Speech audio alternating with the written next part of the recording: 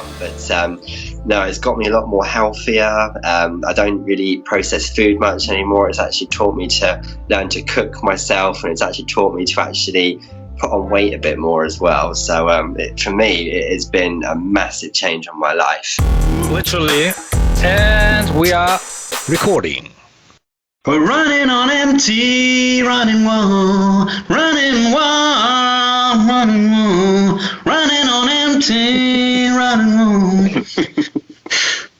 Passionate. Hello, Sean Jordan. Hi everyone, thanks for having me today. Hope you're all well. Brilliant to have you on, man. Good show. So, very brief introduction. Sean and I shared the holy trinity of educational institutions, Trafalgar Infant, Greenway Primary, and then Tambridge Secondary, where we also were with Joshua William Dennison. I remember it well. Yeah, we've been learning together for a long time, Sean. So it's been great to see on Facebook, to follow your incredible progress with the running. And recently you completed, well, just this last weekend, you completed your 26 marathons in 52-week challenge, right? Yeah, that's correct. It was amazing. Yeah. So how did that come about? So it really started 3 years ago. So I got into running again because I used to love it in school. But 3 years ago, I was asked if I wanted to try something called hashing, which is where it's a running club that mostly you meet at a pub, you run for about 5 miles, and then you have a beer afterwards. So I met with the Brighton Hash and tried that with them well, I still hash them now actually, but I sort of started wanting to run further and longer. So about 4 months after hashing, I said, you know what, I want to give a marathon a try. One of my hash friends, David, sadly actually passed away soon after I started running. I'd only known him for a short time, but he used to fondly speak about Brighton Marathon for me. So At that point, I thought, for David, I'm going to run a marathon. So that sort of kick-started me wanting to run a marathon. Now, I'd never done anything like this before in my life, so I had no idea what to do, no idea what to expect. So it was a massive challenge, even just starting from that very point of being able to run mostly about 5 miles max, then being told, right, you're going to do 26.2 miles. So with my asthma as well, it was a big challenge to get through that. Christ. Wow. And how did you structure the training for that one? So what I did was I used a training plan. So I actually got the beginners Brighton Marathon training plan. So what I did was I essentially had 5 days a week where I would do my usual running. So I first used to start out doing roughly about an hour's running per day after work, and then having a longer run on the Saturday morning. So I mostly did that for about the first 6-7 weeks, and then at the 7-week mark, I actually took part in my very first half marathon as part of my training. So I actually ran the Hampton Court half marathon because it was a nice flat course. And then after I finished that half marathon, I then continued my standard training plan, but then I'd also started having longer runs on the weekends. So I started increasing my mileage by about 10% on my weekend runs. So eventually the furthest I ever got my weekend runs to was 20 miles. So I actually signed up for a 20-mile run just to see what the sort of effect would be on my body. And of course, as you all well know, 20 miles is quite a long distance. So at the time I said to myself, oh my God, how am I going to do another 6 miles on top of this? I'm exhausted. But obviously I just kept up with doing that. And then eventually the day came when I actually ran Brighton Marathon for the first time, and to my surprise I actually finished it. I did get back pain during the run, but no, it was an amazing experience.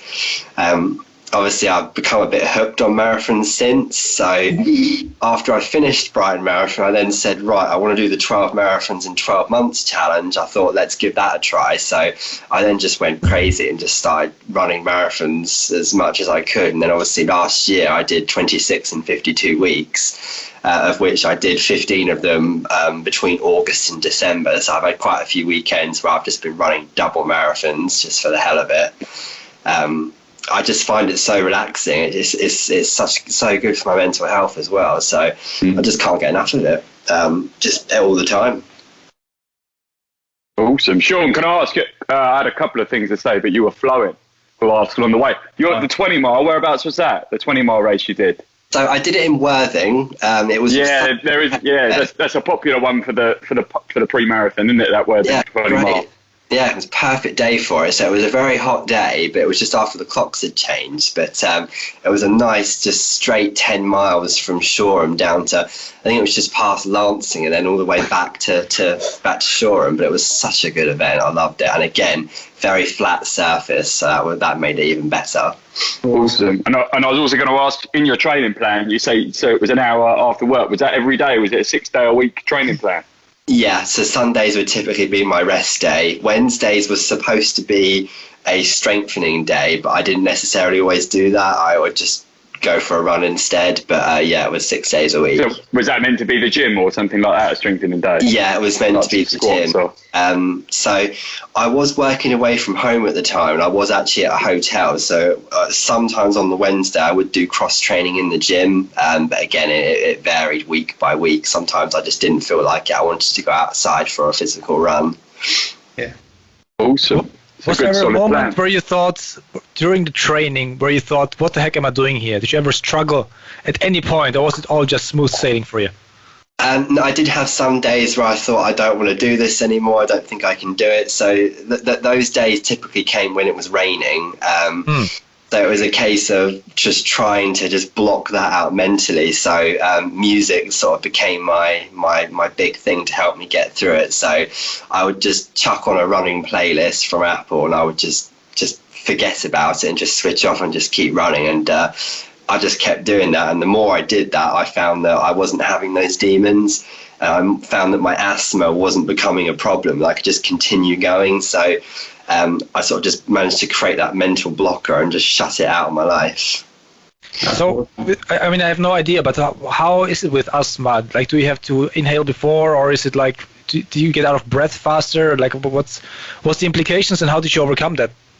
So, my doctor was fully aware of my running, so she does prescribe me some pretty heavy inhalers to help me. So I have a special inhaler I take, so I take about 2 puffs before the race, and I just make sure I've got a blue inhaler with me. So typically the first 5 kilometers for me tends to be the worst for me on any race I do, just because my asthma is trying to adjust to it. So I normally find I take a puff of my blue during the first 5K, and then that's it. I don't do anything else after that. I can my breathing's under control, and I can just focus on running and just getting around the race in a time that I'm happy with. So you run with the inhaler, do you, Sean, in your hand or in a pocket? I keep it in my pocket. So I don't carry water bottles in my hands. I actually have a bladder bag.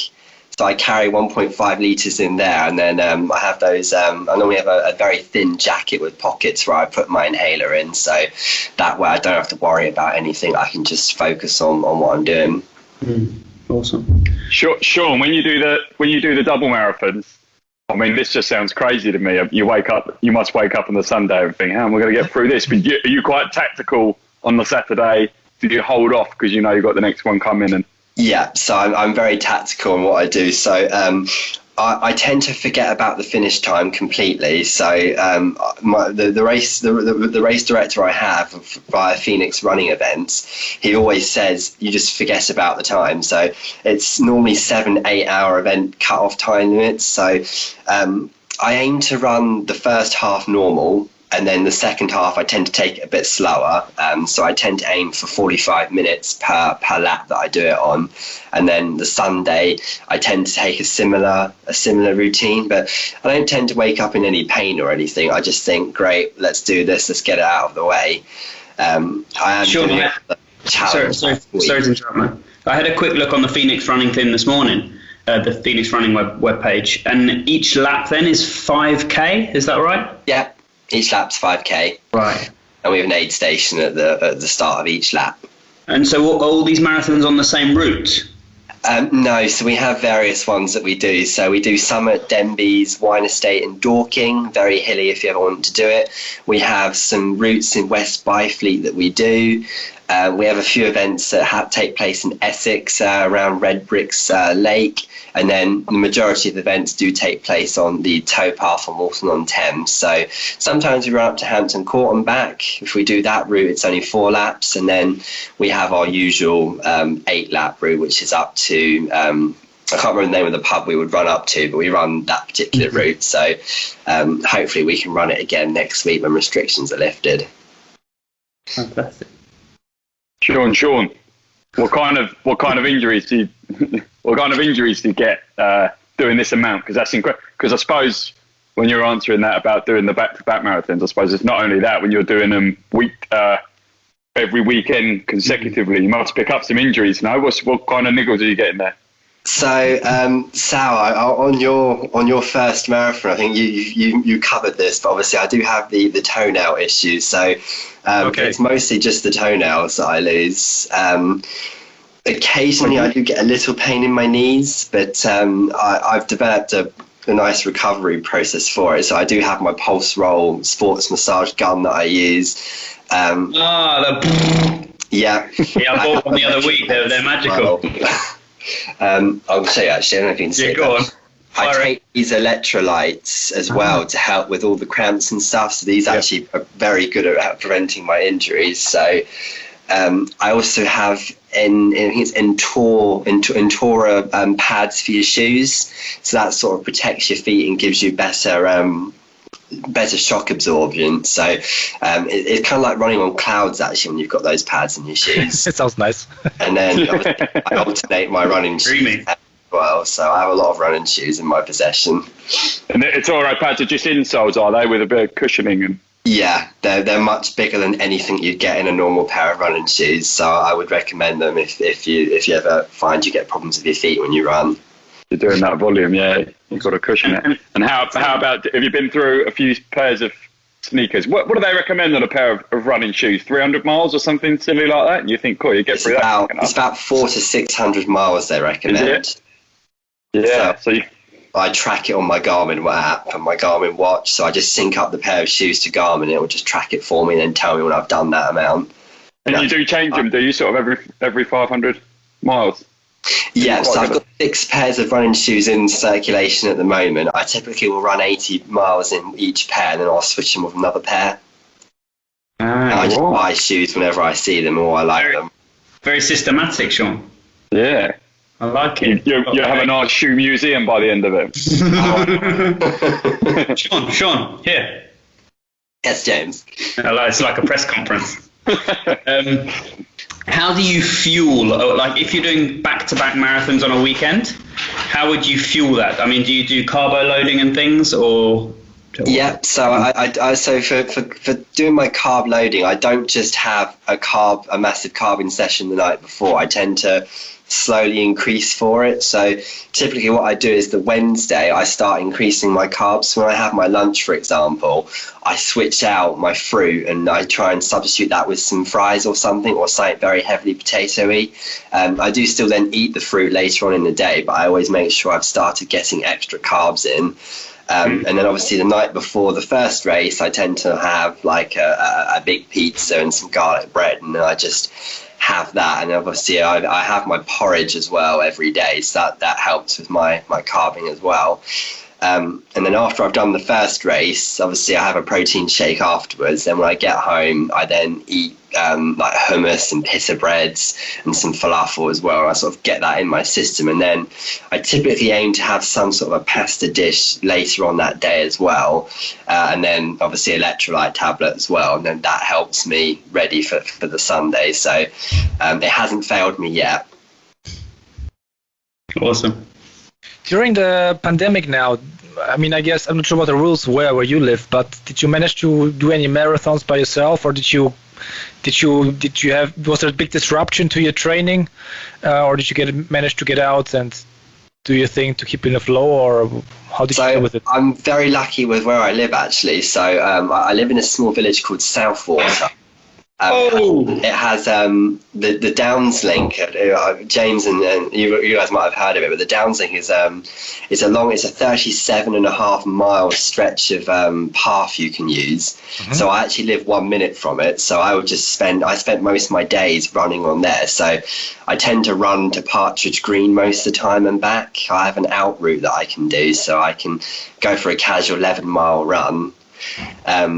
Marathon wise, because Phoenix they're small races, we were affected between March and July, but then in August we were allowed to have our events again because they're very small groups. So we set off in groups of 6, and then it just makes sure that we're then spread out along the route quite a lot. So we didn't really find we got affected that much. I only did one big marathon last year, and that was in Worcester, and that was only about 2,000 people max, I think it was. Sean, can you tell us a bit more about Phoenix? Because as I said, I was on their website this morning, and they seem to have a really fresh, positive outlook to this whole running thing. Yeah, so the company's actually owned by a man called Rick Verso. He does hold quite a few world records actually for some of his running accolades. Yeah. His philosophy is that it doesn't matter what your abilities are. He just wants you to have fun. So every event, it's not a marathon in his eyes. It's a timed event. So if you want to run 5 kilometers, you can run 5 kilometers, and he'll still give you a medal at the end, and you'll still be classed as a winner. But obviously, if you want to go out and cover more distance, he will always encourage you to do more distance. He's always very positive on it, and he always insists that you don't worry about the time that you're taking. In his eyes, it's not a race with other people. You're essentially competing with yourself. So you always have such a positive outcome. And because, again, it's a small group, everyone's really supportive of each other. So if you're ever feeling down, there's always someone that's going to come along and sort of give you that encouragement, walk with you and get you through it. Because you're all on the same route, you'll be passing people constantly, won't you? Like going back and forth. Yeah, and you always have some good conversations, and then obviously his aid stations are legendary. So there's always plenty of supplies for everyone, whether you're a vegetarian, vegan, if you're a meat eater. There's always something for you. Typically, Freddos is his most popular item, and we all love a Freddo. I can't get enough of the blooming things. Actually, I love them. What's the gentleman's name? What's the Freddo? Rick. Oh, so the gentleman's name, James, is Rick Verso, and Sal Freddo is a small chocolate. Shaped as a frog. Yeah, shaped as a frog. Okay. A bog standard chocolate one or a caramel one. So they tend to run out quite quickly, but we love them. But that's awesome, because I sometimes find that the running and triathlon community is quite stuffy. I don't always feel that it's a very fun, encouraging atmosphere. And so when I was going through this website, it was a real breath of fresh air to see what they're doing at Phoenix.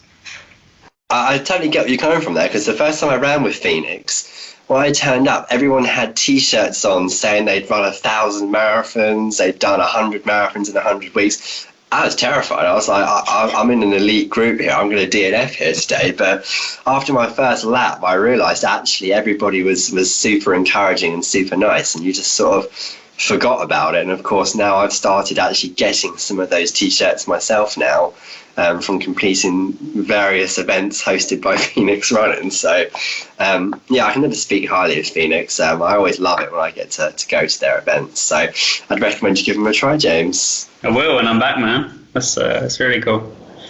That's really nice. I like that idea as well, that it's open to everybody running, as long as you don't even need a pair of trainers, but maximum you need a pair of trainers and a little bit of gear, and you're on your way. And, you can walk it if you want. I do have quite a few people that turn up and just walk the marathon, and it's great to see them all. So I love it. Mm. And of course, the medals are spectacular medals as well. Yeah, they make a big thing of that on the website, and they're very impressive. Who designs those medals? Because they have so many races, and each medal is a work of art. I believe Rick's the one that designs them, but every medal he has is not designed for a medal holder. His medals are huge and heavy, but I love them. I just can't get enough of the booming things. We've got the world's largest medal event next month in July. It was over £100 to enter the event, but the medal weighs over 6 kilograms, and it is huge. It needs its own holder just for it. So I'm getting that next month in July, so I can't wait for that. Brilliant. So would you say that running has had an influence on the rest of your life? And if so, how? So yes, it definitely has had an influence on my life. So it has allowed me to be a bit more social with people because I'm quite a shy person. So I have been able to meet new people. I also run with a club called Bad Boy Running, so I'm actually affiliated with them. So I tend to do events for them as well, mostly drinking marathons. So I've done a beer marathon and I've done a wine marathon with them. So they're great fun. But no, it's got me a lot more healthier. I don't really eat processed food much anymore. It's actually taught me to learn to cook myself, and it's actually taught me to actually put on weight a bit more as well. So for me, it has been a massive change on my life. Oh, apologies, the cat has come in. So for me, yeah, I love it. For me, I just love to be able to go out and run. I love it every day. My colleagues have told me I need to get a bit more of a life, get another hobby, but I just love my running too much. Don't listen to him, Sean. Don't listen to him. Haters be hating, brother. So no, yeah, it's really good, Sean. I mean, we enjoy seeing it on Facebook, and just seeing you loving it. Really, it's nice. Yeah, it's infectious as well. You know, it's inspiring. Yeah, definitely. I want to get out for a run and get that buzz. Yeah. So what's next, Sean? Actually. So next Wednesday, I'm starting my biggest running challenge. I've spent all last year training for it, so I'm actually going to be completing 10 marathons in 10 days. Christ. Starting that next Wednesday, so I've kept it quite hush-hush, so not many people know about it, but I have started telling people. Now the whole world knows. Yep, now the world knows. So, I'm starting that next Wednesday morning at 7:30. So, a lot of preparation's gone into that. So, a lot of last year was spent training for it. I thought, as we were sadly going through the pandemic, I wasn't having to commute 4 hours a day to and from work, so I was able to use that time to help me train. So, I'll be attempting that next week. So I'm really looking forward to it, actually. Wow, how do you prepare for that? 10 marathons. I mean, do you just up your kilometers during your training, or? Well, I couldn't find a training plan for it, actually. So I imagine. Funny that. I spoke to people who'd done it before and got advice from them, but some of them wasn't really a good advice. So I've sort of had to learn how to do it myself. So the first thing I was told was, obviously, you need to experience running a double marathon. So the first time I did a double marathon, I was in agony the day after. A lot of mistakes had been made. So Vaseline being a mistake, not having the correct socks being a mistake, even actually underwear, not having the correct underwear also became a problem. So once I learned from all those mistakes, I then started doing more double marathons. So it got to the point where I actually ended up doing 3 marathons in 5 days. So I did a double marathon over a weekend, then 2 days later did another marathon to get me up to it. And then I've been slowly increasing the distance of my runs as well. So I got to the point where I was doing 50, 60 miles a week of running, and that's what I've been doing. But as I said, the 10 and 10 for me, it's not going to be about PBs. It's going to be a case of having fun. So I'll be taking it at a much more relaxed pace. So I won't be aiming to do my usual 4.5 hour finishes. I'll probably aim for 5 to 6 hour finish times, because as far as I'm concerned, this isn't a race. This is 260 miles in 10 days. I just want to get through it and enjoy it. And as I've said, for my work, hopefully raise some money for charity for my work's charity of the year as well. So hopefully I can do that as well. Well, that's brilliant. Awesome. So what's the difference then between technically running 10 marathons and running ultra marathons? I suppose the training must be kind of similar. Or are you thinking about actually doing an ultra marathon at some point?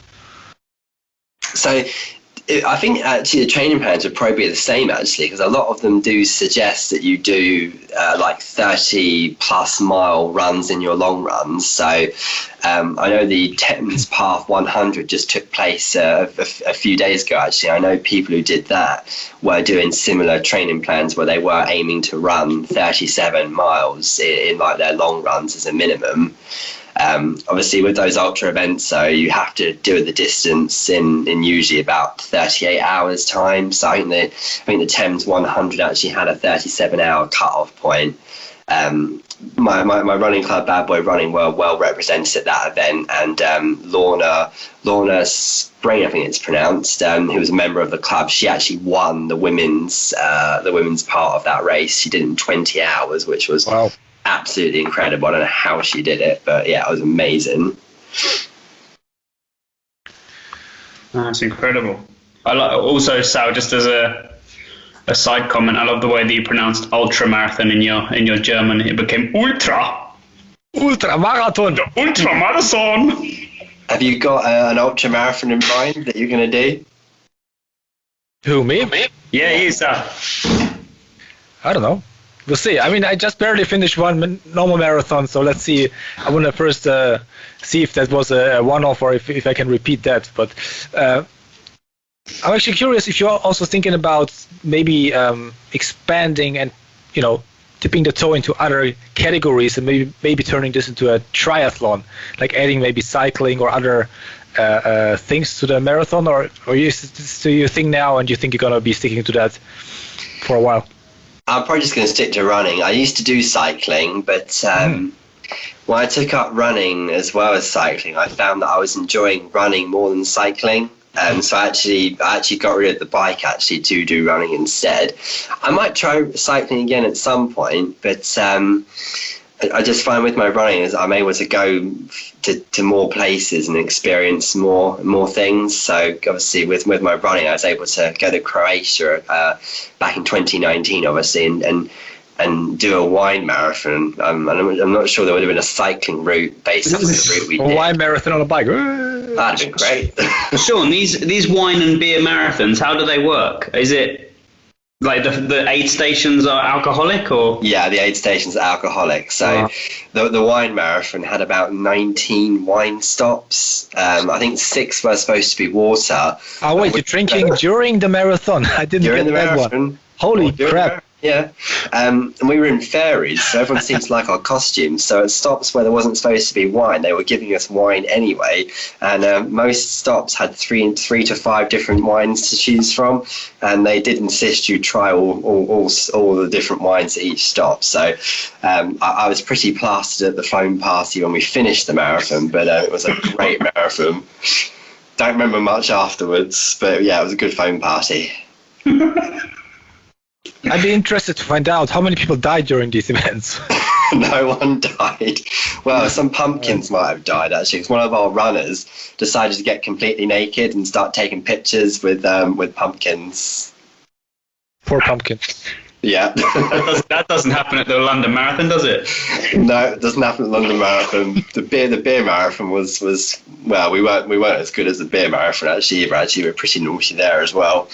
Everyone was just getting plastered. There was a clubbing tent at the halfway mark, so everybody started clubbing halfway through.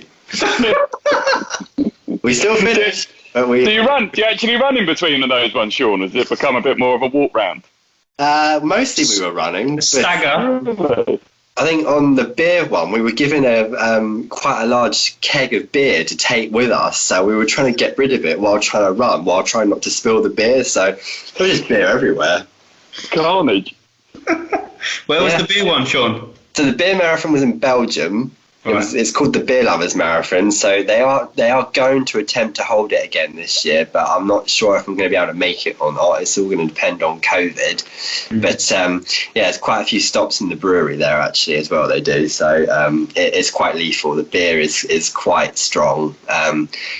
Not taken very seriously though, because I know quite a lot of people rented push bikes to cheat, so they wouldn't have to do the actual running for it. But I ran it, which I'm happy to say I did. Very amazing. Any final questions, chaps? Nothing comes to mind. I'm curious about, what tips you would give to somebody starting a marathon. I mean, you said there were some mistakes done in the beginning, but maybe actually what I would be interested in is if you ever hit the wall and if you use like some techniques like visualizing to get over those moments, especially towards the end of the race. And maybe then as a second question, now that you've done so many marathons, if you still get that, or if that's something that you've I do still hit the wall actually occasionally. Okay. It does happen. So typically my coping mechanism for that typically tends to be my music, and normally I always carry small bags of Haribo with me. So I tend to put on I kind of call it like my brick wall playlist, because it tends to be like the songs that are going to really pump me up, and then obviously I'll have those small bags of Haribo just to give me some energy and just give me a chance to walk for a few moments and just enjoy it. Obviously, if it happens at an aid station and there's Freddos there, obviously I will have a Freddo as well, and that will get me through it. But I do hit walls. So Sunday just gone, actually, I did hit quite a hard wall at the halfway mark. I got a pain in my foot because I was wearing the wrong shoes. I wanted to drop out, but I was just like, it's easy to drop out. It's harder to actually plow through it and finish, and I was just like, I'm finishing this. So I just sort of switched off my head and then just kept running, and obviously finished it. Nice. But that's kind of the appeal of the marathon, isn't it? Because it's going to be hard, and it's going to be super challenging, and that's exactly why you want to finish it. Yeah, because you just have a great feeling when you cross that finish line. You say, exactly. Yeah, I did that. Because you say not many people run marathons, so when you do run it, it's sort of like, wow, this is amazing. It's such an achievement. As I say, 26.2 miles running is a long distance. So yeah, I still get that high afterwards as well. So most of the time I get so excited I can't sleep the night before, and then after the race I've got such an adrenaline rush still, I can't actually sleep that night either. So that feeling is one of the best feelings. I call it runner's high, but I love it. It's like Christmas for you every weekend. Pretty much, yeah. Well, so many medals, so I've got to know where to put the blooming things. They're just too heavy, too big. A massive pile of them at the moment. Did you ever fall into, I mean, now you're doing so many marathons, but did you ever, when you did not run that quantity of marathons, fall into like a low or a depression, a post-marathon depression? Are you asking for anybody, Sal? Just asking for a friend. I know a guy. I've never actually had that, actually. So after I did my first marathon, I suffered quite a big injury. So I was low at that point because I was like, damn it, I can't run.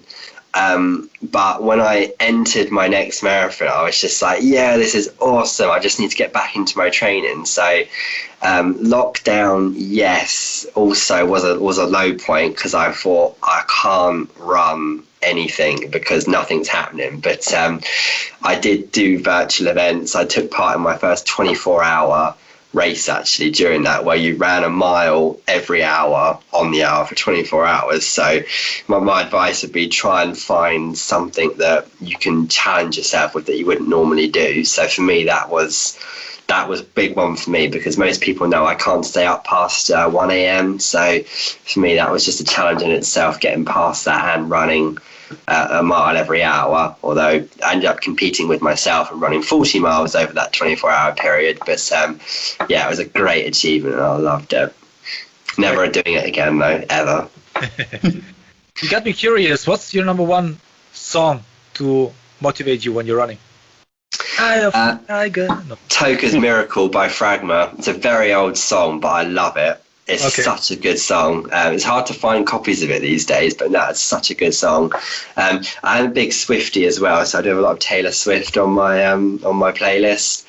And I do have obviously rock in my playlist, but I also love classical music as well. Actually, I find that's really helpful for the motivation and switching off. But I'm quite a big music listener, so I use the Apple station playlists they have as well. So there's always something that I can listen to get me through it. But Toka's Miracle is probably one of the best if you're feeling bad. That and I've Got to Get Through This by Daniel Bedingfield. Yeah, nice. I'm gonna get through this. I'm gonna get through this. I'm gonna Love get it every time it comes on. It's a great tune. Oh, awesome. Amazing. Well, any final questions, chaps? No, not a question so much, but just like I say, just loving seeing it happen, Sean. We're big Sean Jordan supporters. We love the. Yeah, I'm gonna get a T-shirt, Sean J T-shirt. No, really, it's great to see, man. It's, yeah, it is. It surprised me because I didn't actually know that you were into running at school. I used to love it at school, actually. I don't know why I ever stopped. So I used to love racing Asa Pearson at the time when I was at school. He was a massive Shout out. So fast. Shout out, Asa Peter. I lost every time, but loved the guy. So yeah, I think he had a bit of a part in this as well. Was he a sprinter, Asa? He's probably a sprinter, wouldn't he? He was a sprinter. He's powerful. Powerful beast, like a raging antelope. Yeah, he was. Oh, I'll make sure we pass this on to Asa then to give him a nod. Yeah, give him my best as well. I haven't spoken to him in years. Oh, awesome. Well, thanks so much, Sean, for your time, and keep up the great work, man. It's even if you don't know it, I'm sure it's inspiring a lot of people to put the trainers on and go out for a little jog. So it's good to hear. I appreciate it, guys. Absolutely, man. I might catch you out on the road, Sean, because I'm in Horsham still as well. So awesome. Hope I see you in that case. Yeah, no doubt, brother. And good luck in the 10-day. 10 by 10. Is that a Phoenix event, Sean? Yeah, it's a Phoenix event. They do it every year. There's 2 events of it this year. There's one in Walton-on-Thames and there's one again in August in Essex. So you get a lot of bling from doing that event. So big medals. You get swords as well, and you get a plaque. T-shirts as well. So I will share pictures of everything I get. Did you say you get swords? Yeah, you get it's a sword that comes with your medal. I'll have to share with you guys once. Yeah, definitely. I've seen them. They look really cool, actually. So I'm looking forward to getting them and my plaque for them. Looking forward to it. All right, man. Well, I hope it goes well. And thanks a lot for your time and thanks for sharing all your experience. It's been awesome. No problem. Thanks for having me, guys. It's been good fun. Cheers. Thank you very much. See you later, guys. Take care. Cheers. Take care. Bye. Cheers, Cheryl.